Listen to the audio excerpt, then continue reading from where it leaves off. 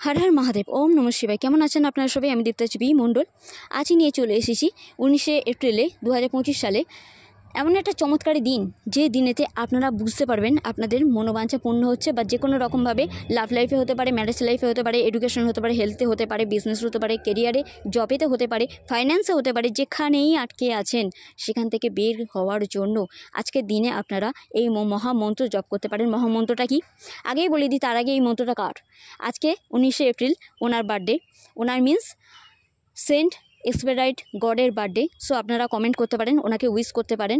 এই গডের মূলত গোলাপ ফুল, লাল বাতি, কেক, একটু হলেও ঠান্ডায় কিছু, আর তার সাথে সাথে ক্যাডবেরি, ওনার খুব ফেভারিট। লাল কাপড়েতে আপনারা ওনাকে এইখানে পিকচার পেয়ে যাবেন, ওই পিকচার ডাউনলোড করে ওনাকে স্থাপন করতে পারেন। আজকের দিনটা ওনার, তাই ওনার আশীর্বাদ পাওয়ার জন্য, যে কোনো প্রবলেম সলভ করার জন্য আপনারা ওনাকে এইগুলো অর্পণ করতে পারেন। আর তার সাথে সাথে একটা কথাই বলবো, অবশ্যই বলবো, সেটা কি জানেন?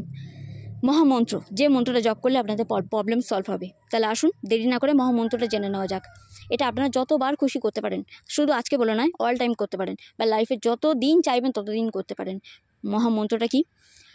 Pair speed rainbow 454545 Saint Expedite magic begins নাও।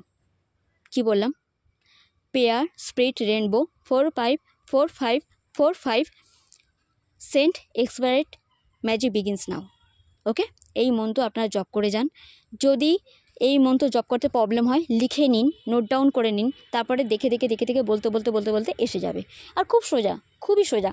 শুধু একটুখানি যদি আপনারা পারেন, ওনার পিকচারটা, ওনাকে দেখতে কেমন, ওনার স্মরণ করে, চোখ বন্ধ করে ওনার পিকচারটা দেখলেন, তারপর চোখ বন্ধ করলেন, ওনাকে স্মরণ করে, চোখ বন্ধ করে ওনাকে স্মরণ করে এই মন্ত্র আপনারা জপ করে যাবেন। তবে একটা উইশ কিংবা একটা প্রবলেম সলভের জন্য অবশ্যই আপনারা এই মন্ত্র জপ করতে পারেন।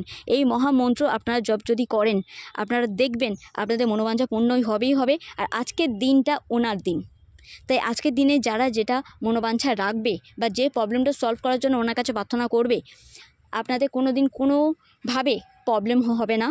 উনি আপনাদের মনোবাঞ্ছা পূর্ণ করবেই করবে।